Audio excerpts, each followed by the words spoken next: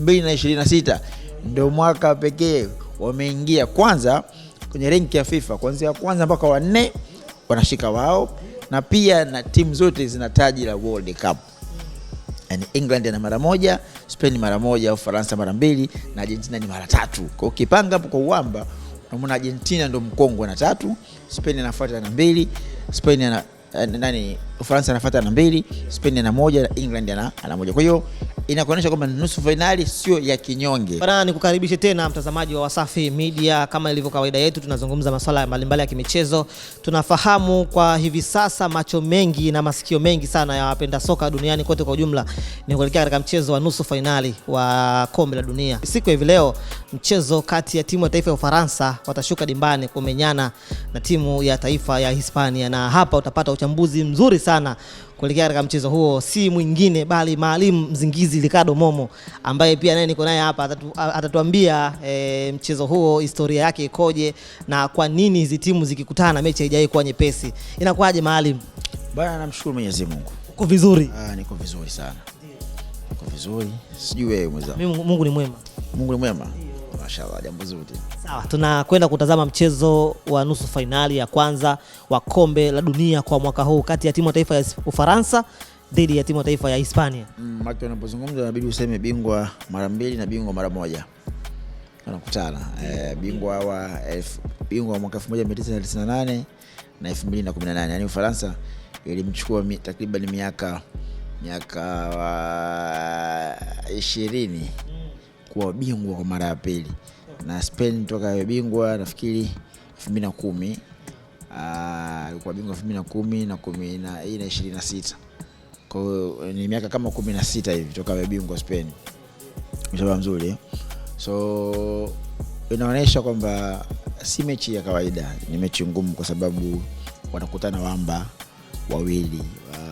Kwenye rank ya FIFA imetoka na Ufaransa akishika namba 1, Spain akishika namba 3. Ni kwa mara kwanza nusu finali zinaingia timu 4 ambazo zimeshika nafasi za juu, yani ya kwanza, ya pili, ya 3 na ya 4. Yani Spain Ufaransa rank ya FIFA ni wa kwanza, Argentina ni wa pili, alafu Spain ni wa 3 na England ni wa 4 kwa mara ya kwanza. Na kwa mara kwanza kwenye FIFA World Cup toka mimi nianza kuifuatilia, nusu finali inaingia mataifa 4 ambayo yote yashakuwa mabingwa wa World Cup. Ni kwa mara ya kwanza.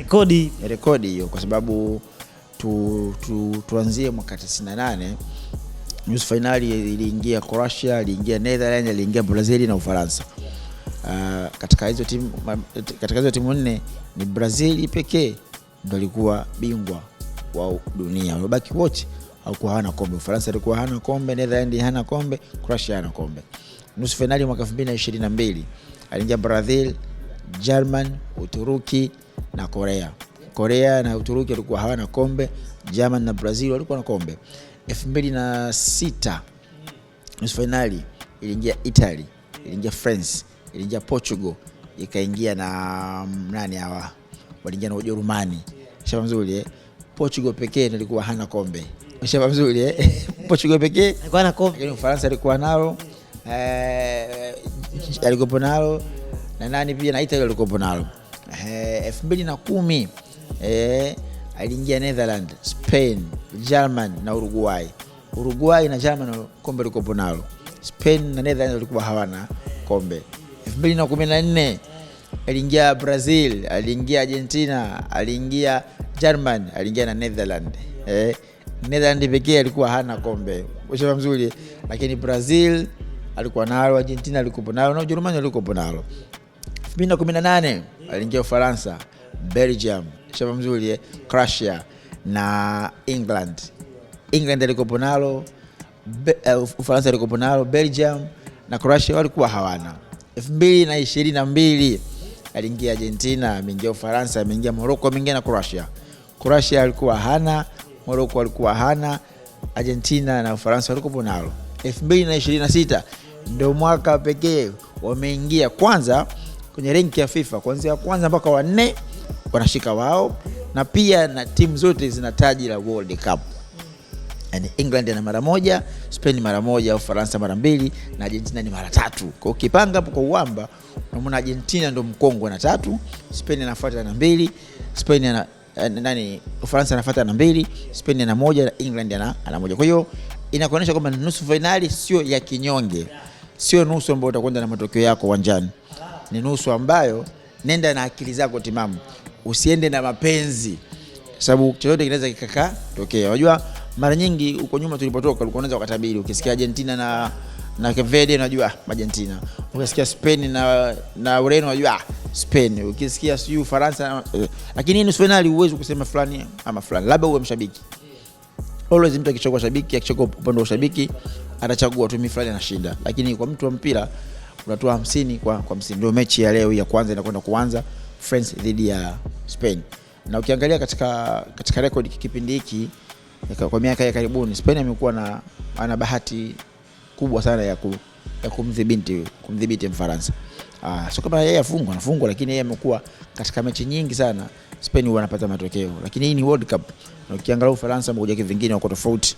Yani kama wameanza kuipata timu yao Ufaransa sasa, squad yao ambayo kumtumia Olise, kumtumia Dembele, kumtumia Mbappe na Zedu au aitwa Bakola. Kwa hiyo na Spain pia ukiangalia sifa kubwa Spain msimu huu wanategemea teamwork. Wanacheza kitimu zaidi. Yani hawana sifa ya kubebwa na mchezaji mmoja mmoja, bali wana sifa ya kujibeba timu kama timu. Lakini Ufaransa wao kitimu wako vizuri pia na mtu mmoja mmoja pia wako vizuri. Kuna siku kwanza kama vibaya Mbappe, Dembele akapiga hat-trick. Kuna siku kwanza kama vibaya Dembele, Mbappe akasave team. Kuna siku kwanza kama vibaya Mbappe, sio Olise akasave team. Kuna siku kwanza kama vibaya Olise, Zedu akasave team. Sio Bakola akasave team. Wana mpaka ule nani check yule wa Manchester City. Yani wana squad ya mmoja inatisha, pia wapo teamwork zaidi. Kwa hiyo siwezi kusema fulani anashinda. Mimi nasema kwamba 50-50. Lolote linaweza likatokea na utaweza kupata matokeo ya kwenda finali.